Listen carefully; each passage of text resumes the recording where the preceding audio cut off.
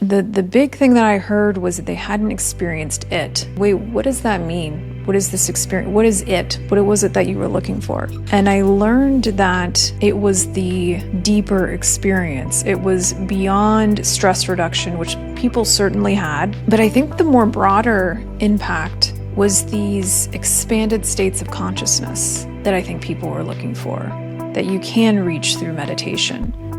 Welcome to A Work in Purpose. We often see other people living and thriving in their purpose and think, how did they get there? Or worse, we tell ourselves, that could never be me. Well, this podcast is here to demystify that journey by sharing real, inspiring stories and actionable insights from those who have walked this path. We'll uncover how they discover their purpose, navigated the ups and downs, and faced the pivotal moments that shaped their journey, so you too can discover and step into your purpose. Hello, my friends. This is Wayne, your host, and I'm so excited to introduce the first guest of the relaunch of this podcast. But before we dive into the conversation, let me tell you a quick story. About 10 years ago, I started meditating casually using apps like Calm for just 10 minutes a day, and it really helped me with my stress and anxiety. Back then, I had just quit my job and borrowed a lot of money to join a career bootcamp. So there was a lot of uncertainty about whether that was the right decision or not. Thankfully, it was. For the next few years, I meditated on and off, but when the pandemic hit, that's when I really got into meditation. It was then that I truly understood what it meant to be fully present. I experienced what it felt like to separate my conscious awareness from my ego, and I began to connect with the higher wisdom that we all have within us. In fact, it was through meditating at that time that inspired me to launch this podcast in the first place. But after the pandemic ended and the world opened back up, I found it harder and harder to reach that same state of being centered, aligned, and that spiritual growth I was experiencing. Life got busy, distractions piled up, and you can't just go on a 7-day meditation retreat on a whim. Plus, most meditation apps out there are focused on the basics, easing stress and anxiety. While those things are important, I wanted something more, something that could guide me on deeper meditation and spiritual growth journeys. And that's why I'm so excited to have today's guest on this podcast, Crystal Cassidy. She's the CEO and founder of SoulPod. Unlike other meditation apps like Calm and Headspace, SoulPod is designed to help you go on deep meditation and spiritual growth journeys, not alone, but with other people. Your SoulPod. In this episode, Crystal shares why she left her successful career in biotech to create SoulPod, her personal journey on discovering her purpose, and the mystical power of meditation that might just surprise you. So, my friends, please welcome to the show, Crystal Cassidy. Oh my gosh, Crystal, I'm so excited to have you on this podcast. Thank you for joining me. Yes, thank you. Thank you for having me. Excited to be here. Yes, so about 2 years ago, I saw an ad for your mobile app, SoulPod, on Instagram, I think, and I decided to download it and use it, and I loved it.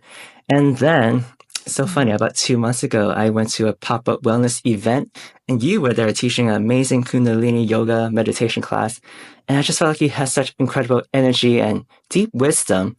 And I thought it's so funny how I discovered your app 2 years ago, and then you were there teaching class. There's just so much synchronicity that I just felt like I had to invite you to be the first guest on the relaunch of my podcast. So thank you for joining me.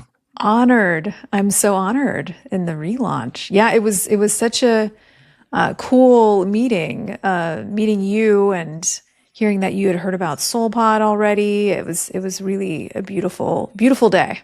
Yes, beautiful, amazing day. So I'd like to start off by asking this one question to you. Where would you say you're at on your purpose journey? Are you seeking it? Have you discovered it? Are you living it? Or are you amplifying it? Where would you say? Ooh, I like that framing. I would say that my purpose is ever emerging. So very much think of it as a living experience and unfolding. And I'm incredibly curious about, that my purpose and how I rise to meet it and how it surprises me sometimes. But I do feel, as compared to maybe years ago, much more within the vein of my purpose than I used to. what would you say your purpose is now? My purpose, my primary purpose, one that I have a tremendous amount of clarity on, is to self-realize in this lifetime. I like to call it soul realize. I'm like, let go of the self a little bit. Soul realize in this lifetime. And that is the awakening process. But that is my foundational first kind of brick of my purpose that I can always come back to. And I actually think it's probably all of our purposes in some form. But that's what really, really guides me. And that's why I meditate. That's why I do what I do. Secondary to that is how my awakening can be of service to others. And that's, that brings me to SoulPod. And I think this will continue to evolve. Brings me to the book I'm writing. And so first, my own personal realization, and second, helping other people along that path. Love it. Helping other people realize their spiritual awakening.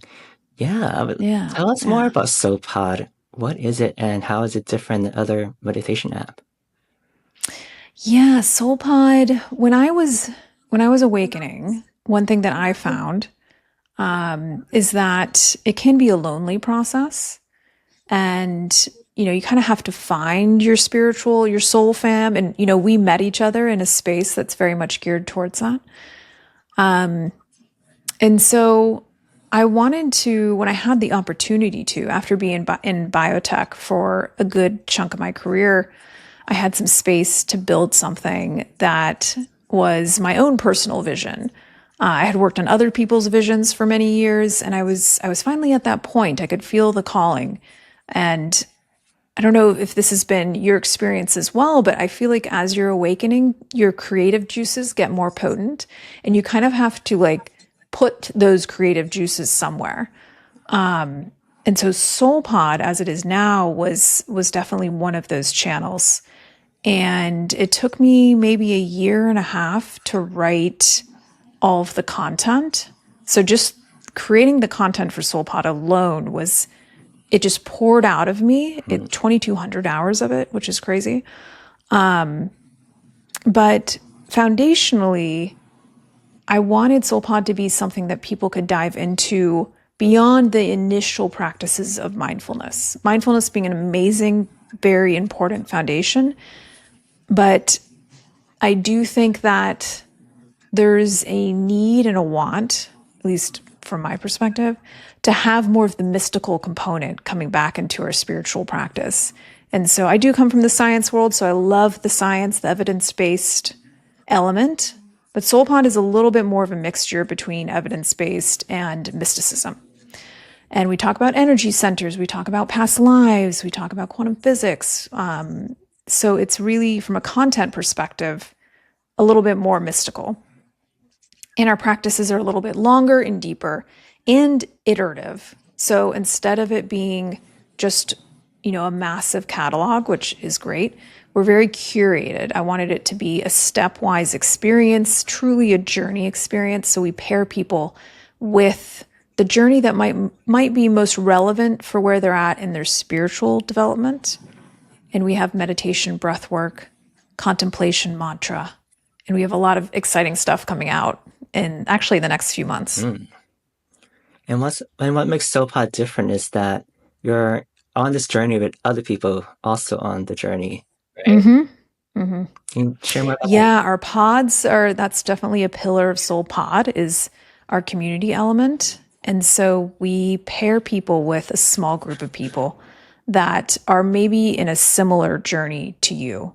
And so it gives you some space, should you want it, to share, reflect. If you have a meditation where you have a really interesting insight or you're confused about something that's happened, you could interact with other people and have that connection. And we also have the capacity to allow people, because we heard this from our users, that they wanted to travel with people they knew. So you can also build your own SoulPod. It can be your colleagues, it can be your friends, it can be your family, and they can journey with you. So it's a really cool feature that we're also building even more in this year. Yeah, I thought that was such a great idea to be able to form these groups where you go on journeys together. Because I've been using other apps and doing meditation on my own, but it does feel like such a solo journey. So yeah, I totally see Yeah. your vision. And can you share more why it's so important to go on these journeys with other people? What sort of benefits does that bring to people's journey? Yeah. Yeah, is a good question. Well, meditation is inherently a individual experience, right? Obviously, we're getting familiar with our inner world, and I think in many of our past, we had these moments around the fire pit, if you will, after certain spiritual experiences to integrate and connect around them.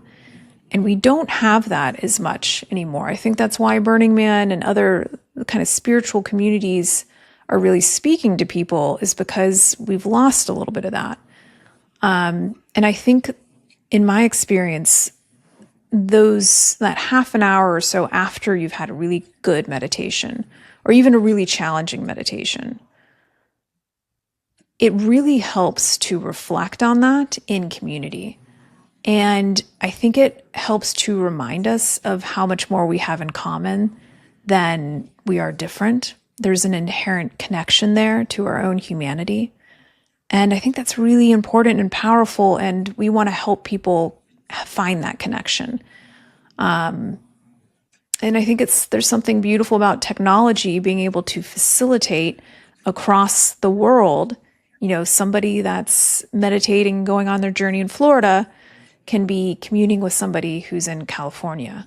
And I think that's, in these days and times, can be really powerful. I am very curious to hear about what inspired you to start SoulPod in the first place. I would love to hear more about your journey of how you got there before you started SoulPod. I was a martial artist for about 12 years, and it was very much my life. Like, that was my jam since I was 12, and traveled the world and was on the US team for a few years. And I was introduced to meditation through martial arts. And I studied, for martial art enthusiasts out there, Goju-Ryu, which is an Okinawan style.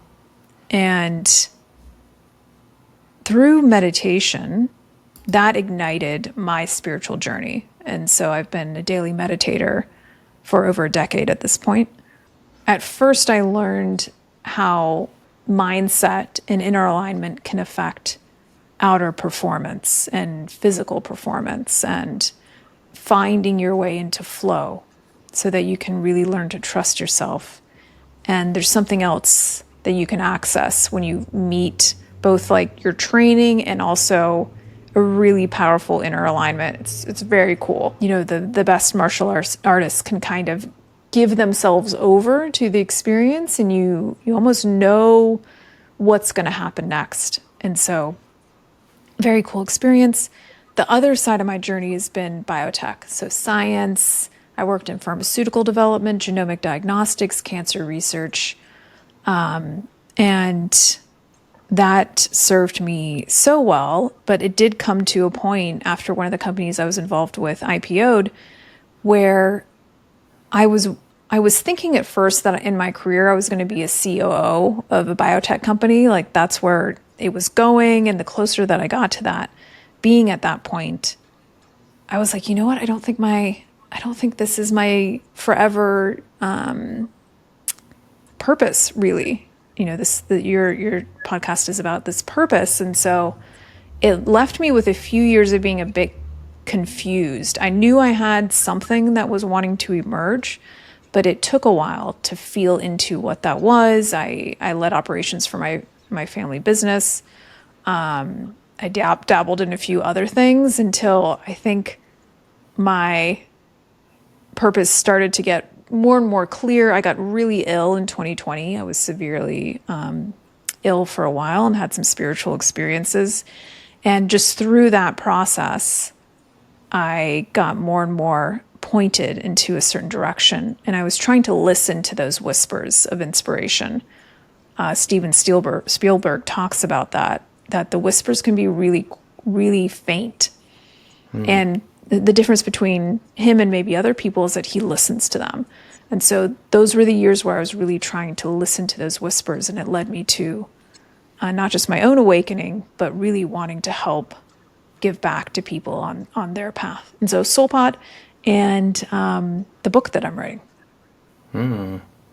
Were you actively seeking to hear those whispers, or how did you become aware of those whispers?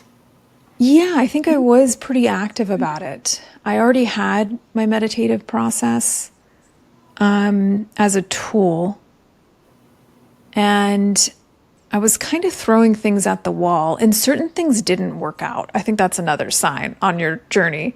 When certain things like fall apart, you're like, okay, I do trust universal flow, and though that's a redirection. And I really think long and hard when those moments come where certain things don't work out, about what new choices can I make given that that's happened.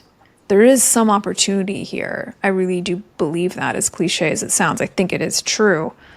And so I started to kind of trust myself. And then the more and more I went into the direction that I did, I was supported in ways that I could not have anticipated.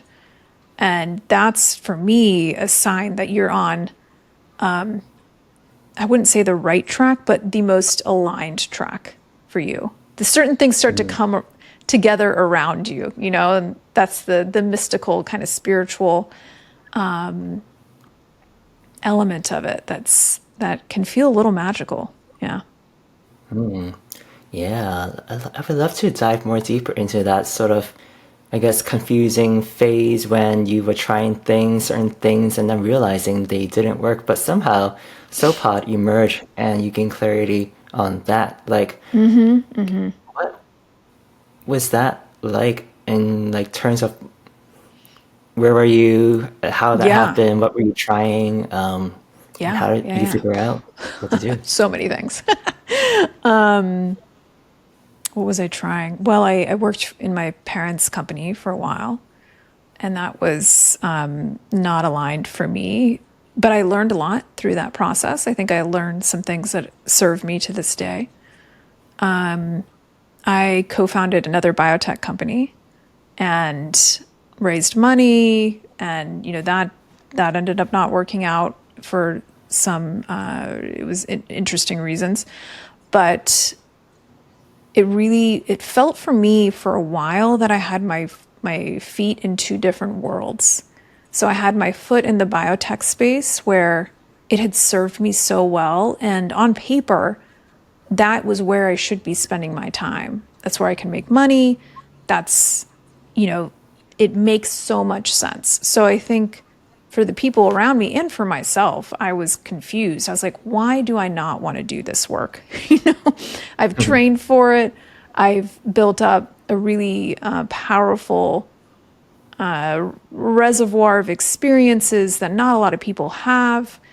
And it was confusing at that point because I had to sit with this aching feeling that it wasn't going to be the direction that I continue to go in, which is very challenging. I mean, it's frustrating because it looks so much easier to go that direction and confusing because you're like, okay, if I'm not going to go in that direction, what am I going to do?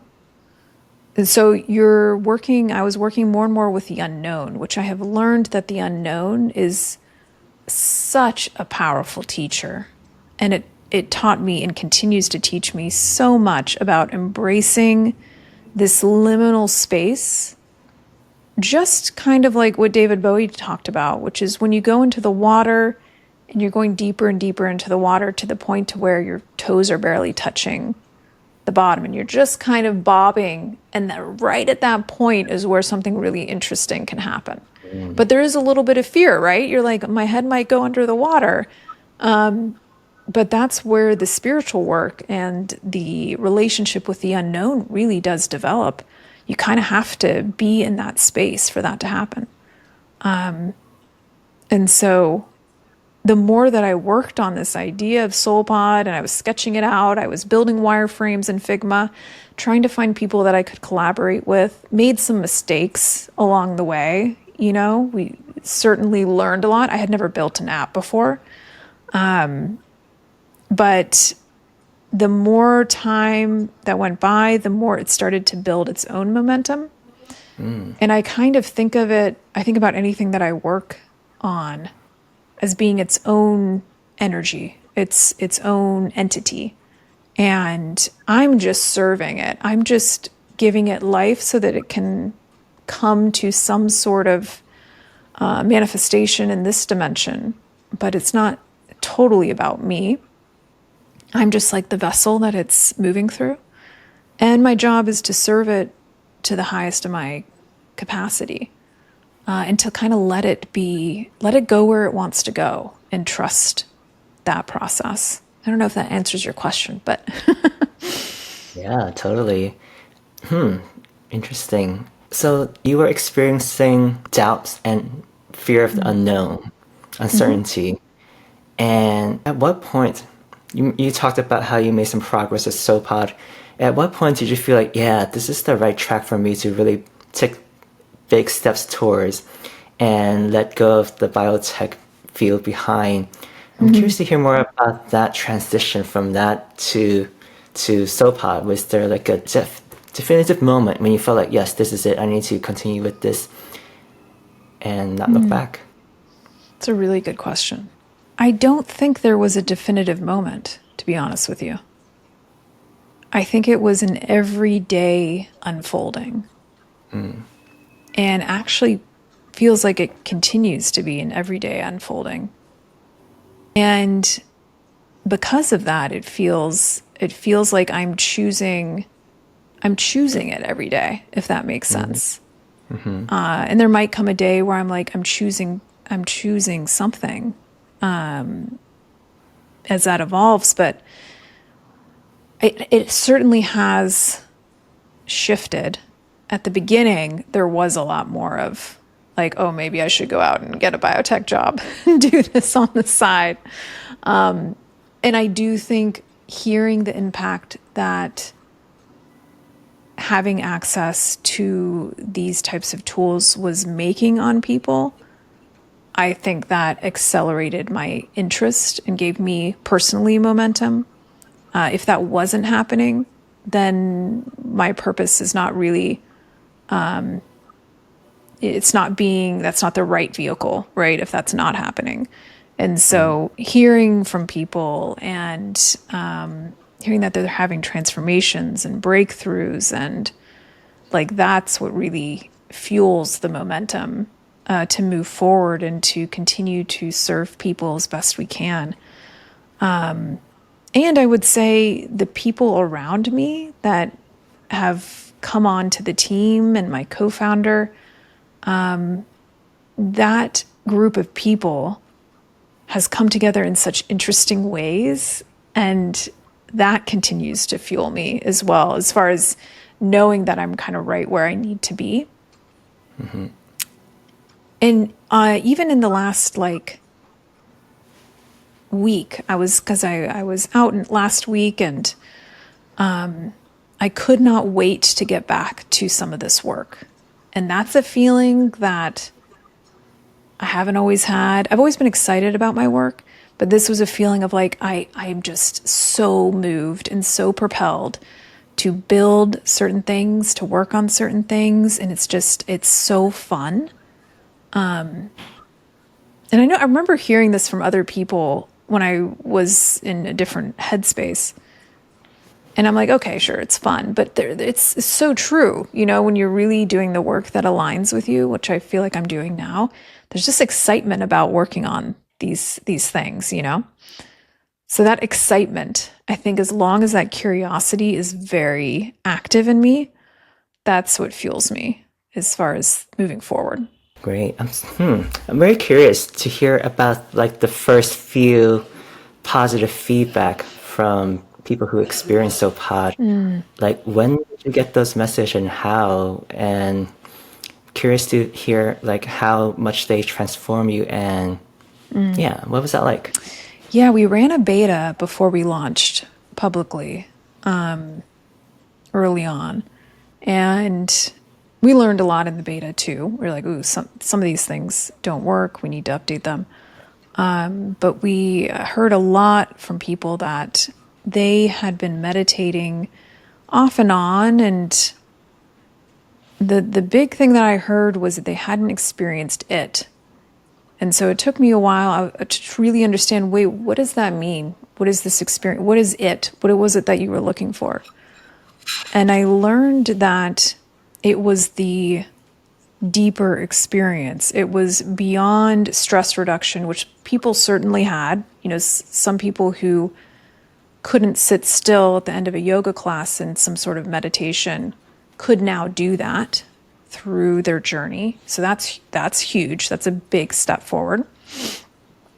But I think the more broader impact was these expanded states of consciousness that I think people were looking for, that you can reach through meditation. And especially if you're going through a more immersive process with that intention over a more condensed period of time so that you're really building that daily muscle. There's something potent about that, even if it is 20, 30 minutes. Graduating from the 5-minute quick grounding meditation, which has a purpose, but it's not necessarily going to get you into extended states of consciousness. And so that was the main thing that I started to hear that excited me. And maybe they had meditated before, but they hadn't had that experience. And so that's one thing I was paying pretty close attention to. Other people that could finally like go to sleep in the evening. Some of the more classic outcomes that you would hope for and expect with a meditative process. But I'm really interested in the expanded states of consciousness without psychedelics. Yeah. That's great. Great. Sounds like they reaffirm your direction just from the beta. So Yeah. it's awesome to hear. Yeah. So I'm curious. So you mentioned that, so you started a biotech company before, but would you say this is like your first like actual startup? I would. Yeah. Kind of growing and Yeah, building? I would. This has been a whole different type of experience. And it really being a creative experience, a spiritual experience, a business, a leadership experience, building the team from scratch. It's been, I've had to learn very fast certain things.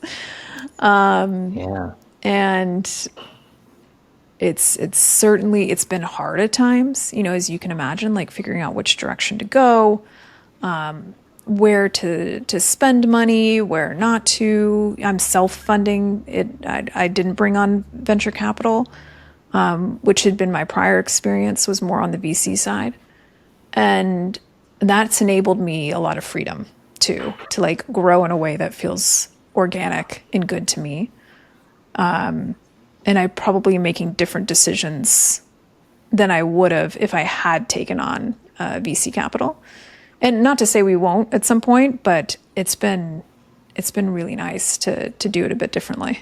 So during this process of building SoulPod, what did you realize you had to change about yourself to step into this leader, CEO, founder you are today? What were some of the key lessons you have to learn? Constant learning. So I think one of the lessons that I had to learn was patience with myself and with the process of creation. And I've had to learn, I mean, more practically, like development, on the development side, design. How do you launch a product well? How do you continue to get analytics to inform future decisions? Like a lot of the practical elements, so certainly I had to learn that. I think for me, there was like, I wanted to bring a different type of leadership to SoulPod. And I'm still discovering that, but it's a little bit more feminine. I've been very much in my masculine in my biotech years, which is important. It's served me well, but this is a little bit more of an intuitive way of leading. It's a little bit more of an intuitive way of building product, to be honest with you. The data is important and the signals are important, but there's also like a really important element of intuition that I think has served me pretty well. And I continue to listen to that. Yeah, I think those are some of the things. There's practical things that are I continue to learn on how to do certain things, bootstrapped and like strategically, and be creative with resources. And I think the other thing is super important is just continuing to talk to people that are in this space and on this journey. That's the number one element that inspires me, and I think is the most important element for building a business, is just being really connected. And I am, someone that is also awakening, so I'm already kind of the customer, if you will, but keeping that relationship front of my mind on a daily basis. I'm talking with users and hearing what it is that they want. That's like such an important element. Yeah. I was just going to ask you, like, when it comes to growing a business and having all of these other sort of needs to be met and things to be done, how do you stay aligned on that bigger purpose without losing track of it throughout the years? Yeah, I mean, we do with the team, we have that kind of front of mind. Is our goal, our mission is to help 1 million people on their journey from fear to love. That's at the end of the day, what are we doing? Why are we showing up? Why are we building what we're doing? And everything kind of has to align with that.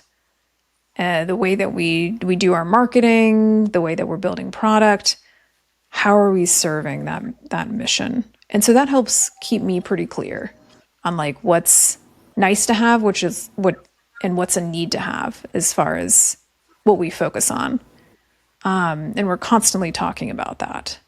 And I also think sometimes we might learn that we're going in a different direction on the product, so it's also, I'm not super attached to changing our minds on things, which allows some flexibility. I've worked on that. It's not always easy, but I think that's something else maybe that I've learned, is to not get too attached to certain things that it might free up us to do something even cooler by letting something else go. So that's, yeah, I think keeping really clear with the team and I on what our mission is, and everything just kind of lines up behind that. So I want to ask you, so when I took your Kundalini yoga class and I've done your SoulPod meditation, the wisdom and the practice that you share felt very deep. And I just want to hear more about your journey of how you learn to create these meditative journey and write them, and where did all this inspiration come from, and all this wisdom that you've gained? Oh, thank you. Yeah, that's a good question. I think I have a deeply curious analytical mind, probably from biotech, to really understand how things work. And I think that curiosity over the years, both doing the work myself as far as meditating and developing the capacity to be in meditation for many hours at a time. Combined with that curiosity, I like to create frameworks in my mind to understand things and to connect dots. And I'm also kind of lucky in that I have not a photographic memory, but a pretty strong, close to that. And so it's allowed me over the years to kind of put things into certain categories. And so when I was building the journeys, I really viewed it as a journey based experience. And so I like, at least for me, it really helps if that journey includes the analytical mind at the beginning. So most of the journeys are around new concepts in the first week so that you can give yourself permission to go into a new experience. And one of the ways to give yourself that permission is just through understanding.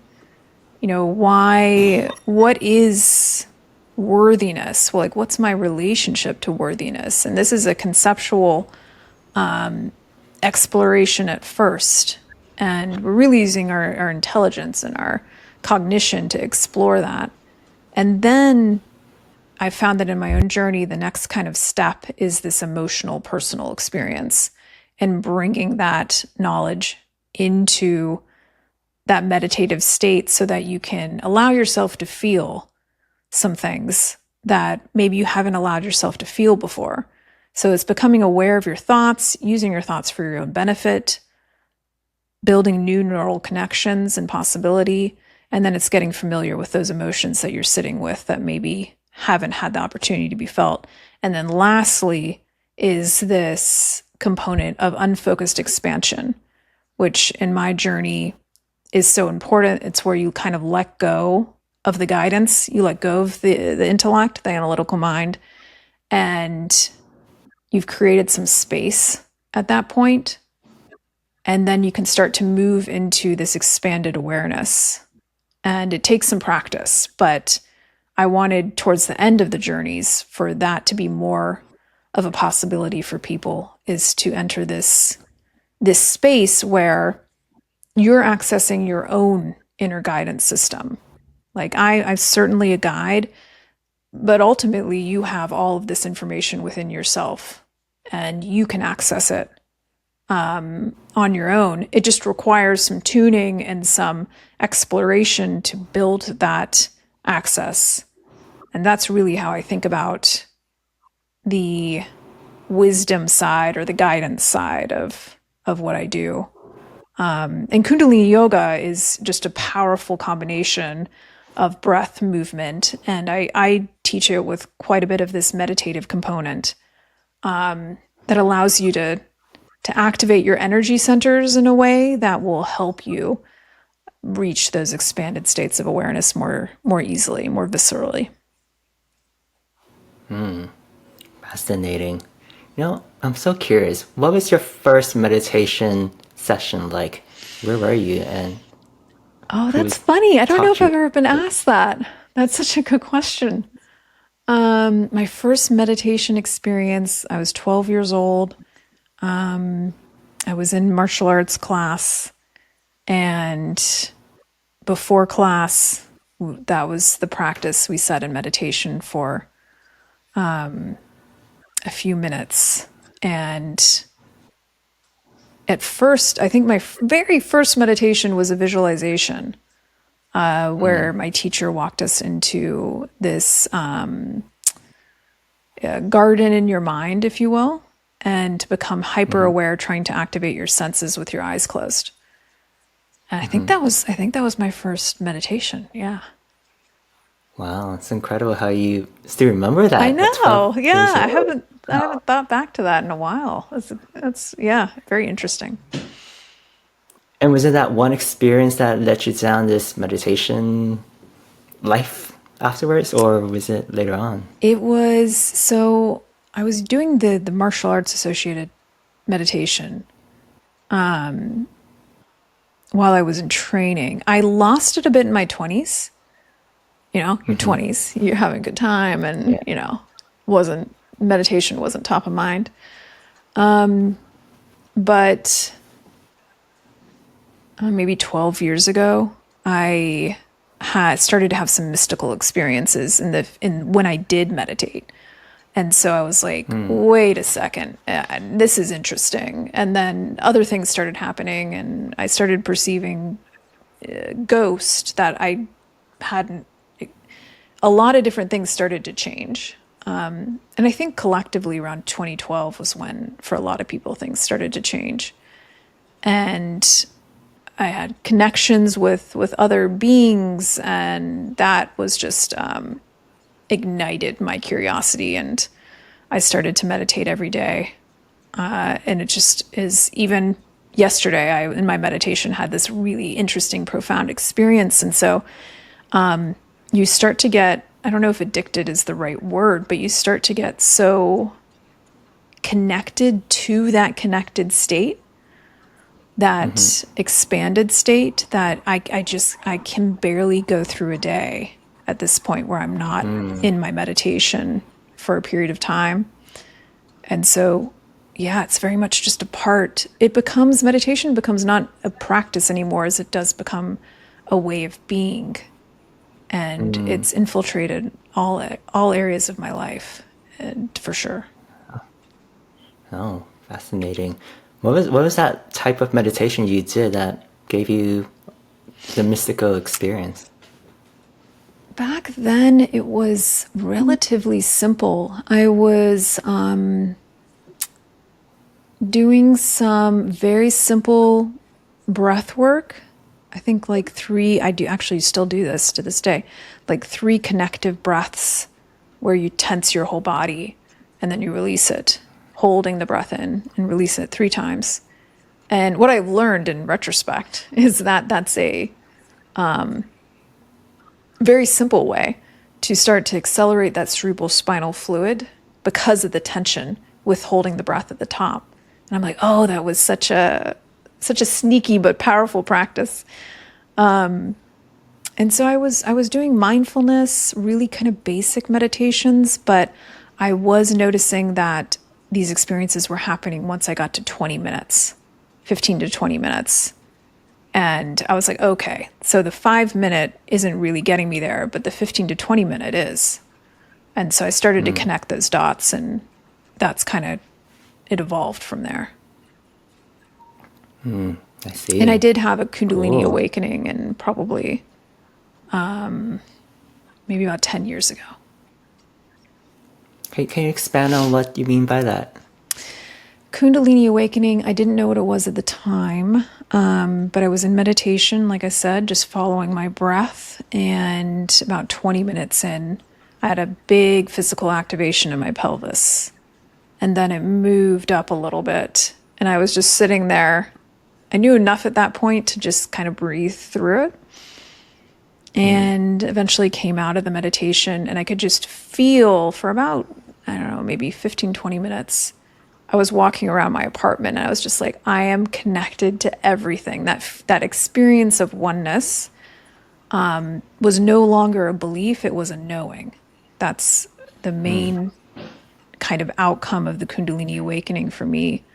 I told a friend about it. I was like, I had this crazy experience.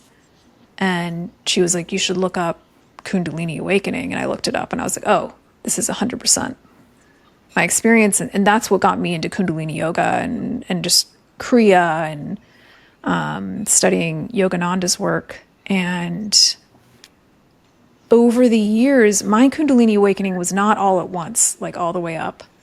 It was like over the years, it would move into my solar plexus. I could very much feel each energy center. So then I understood that I had time to understand that each energy center has its own consciousness, its own like mini brain, its own threshold. Like I definitely felt once it got to my power center, the question at that threshold was like, do you want this? Do you want to awaken? It was very kind of confrontational. You know, it's asked, do you have the willpower to do this? And then I was like, yes. And then it would move into my heart space. And it hung out in my heart space for quite a while. And I asked one of my teachers, I was like, why is it's like hanging out in my in my heart? And his response was so great. He was like, it's a pretty good place to hang out. And I was like, that's true. And it is an intense physical experience and emotional and spiritual all at one time. And it also feels very much to me like it is a birth. So when that energy starts to move, once that gate has opened and much more energy can move, it's going to continue to move. And so I continue to learn a lot from that process. Wow, sounds incredible. So since that Kundalini awakening experience, it brought you back into the meditation journey, and you kind of like I was like, double okay, down this and- is yeah. this is cool. This is what I want to understand in this lifetime. Like the science of consciousness, I think once people understand that this is the ultimate technology, I really do view it as an inner technology. I mean, it's just what better way to spend your time.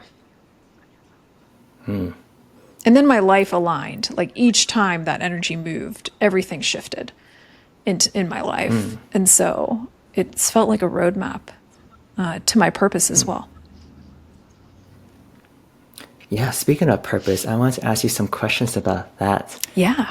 What sort of advice would you give to people who are looking to find their purpose? Where should they start? What should they be doing? Any sort of advice? Yeah, I think follow your curiosity and your excitement.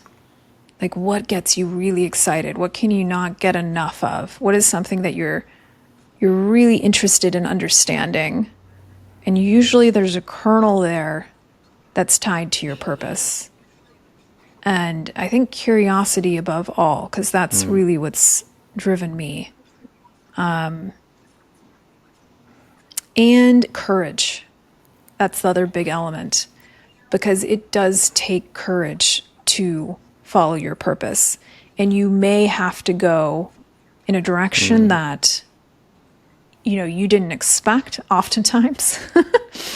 And it takes a lot of courage to be living your authentic life and thereby your purpose. So that's been a huge element in my journey is simply the courage to do something that is a little bit more unknown. Again, working with the unknown.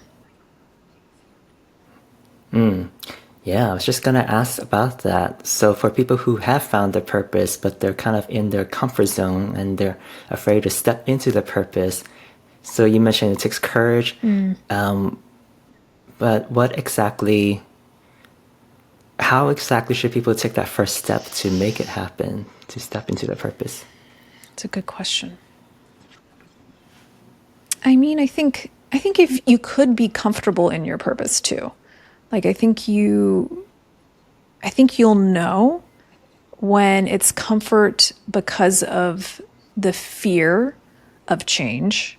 That's different than like the comfort because of alignment. There's a certain degree, I mean, it's still unnerving at times, but there's a certain degree of comfort that I have now because I feel I'm right where I need to be. I have no doubt.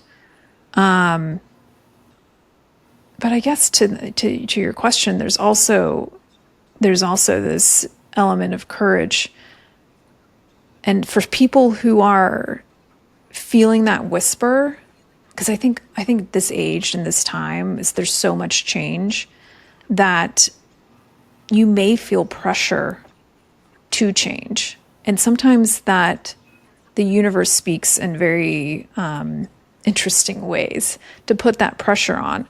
And so if you're finding challenges in certain areas of your life, which certainly was the case for me, I was kind of getting pointed in a different direction, then really listening to that. And if you haven't read the book Surrender by Michael Singer, I would very much recommend that book. That's what just came into my mind.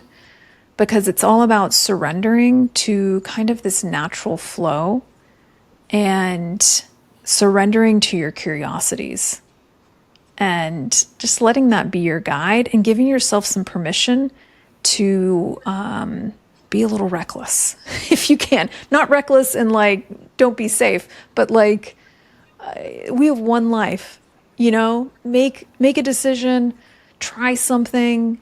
If it doesn't work out, something else is going to come of that. So I think trusting yourself, having some faith, being a little reckless, dial up your courage, play with the universe, and it will guide you. I have no doubt about that.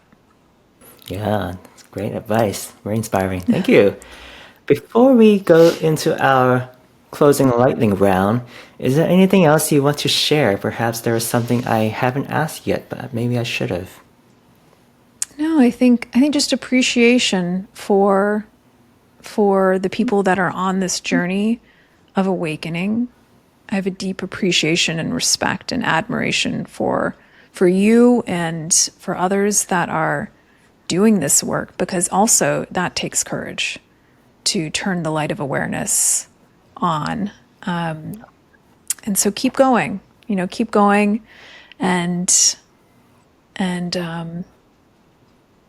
yeah, I think we're in for a very exciting time here for humanity. Yes, thank you for sharing that. Okay. Now let's move on to our lightning round, where I'm just going to ask you a bunch of short, rapid fire questions. You can answer as short or as long as you want. Are you ready? I'm ready. So what is one thing you like to do to relax? Meditate. What is one thing you like to do for fun? Travel. What is one thing that makes you enthusiastic? Creativity. And what is one habit you always do for a great day? Meditate. You're going to say that. And what is one habit you're working on? Physical strength, building up my muscle capacity. Great. What is the most important lesson you've ever learned? What's the first thing that comes to mind? That the present moment is as the present moment is. Love that. What is a book that changed your life? Autobiography of a Yogi by Paramahansa Yogananda. Interesting. If you're not doing what you're doing today, what would you be doing instead? Probably doing what I'm doing in some capacity, but certainly also writing novels. That feels like a big thing for me right now. Exciting. How would you describe your ideal life? My ideal life is nomadic, so not being tied down to one place, overflowing with abundance so that I have the freedom to serve, travel, and being with just really, really beautiful community and the people that I love. And lastly, do you have any requests for our listeners? No, I mean, just continue to go forth on your journey. Check out SoulPod if that resonates with you. And continue doing the work. It's worth it. It's definitely worth it. And where can people find you? You can find me at soulpodapp.com. You can find us there. You can find SoulPod on the App Store. Check out our retreat if you want to come to Joshua Tree. And Instagram. I think we're on Instagram as well. Great. Yeah, I'll add all of those on the show notes. Thank you so much. This was such an amazing, inspiring conversation. Thank you so much for everything you're doing to spread awakening in this world. Thank you for listening to A Work in Purpose podcast, my friends. If you enjoyed this episode, I would really appreciate it if you could spread the word by sharing this podcast with a friend, leaving a 5-star review, or just subscribe. And be sure to check out the SoulPod app. There's a link to download it in the show note, and you can start a free 7-day trial. I hope this episode inspires you to discover and step into your purpose. And if you're looking for someone to help you gain clarity on what that is, I am offering my listeners a free one-on-one coaching session as my gift to you. Just sign up in the show notes. I'm wishing you lots of love and light on your journey to become a work in purpose. My name is Wayne. Take care now.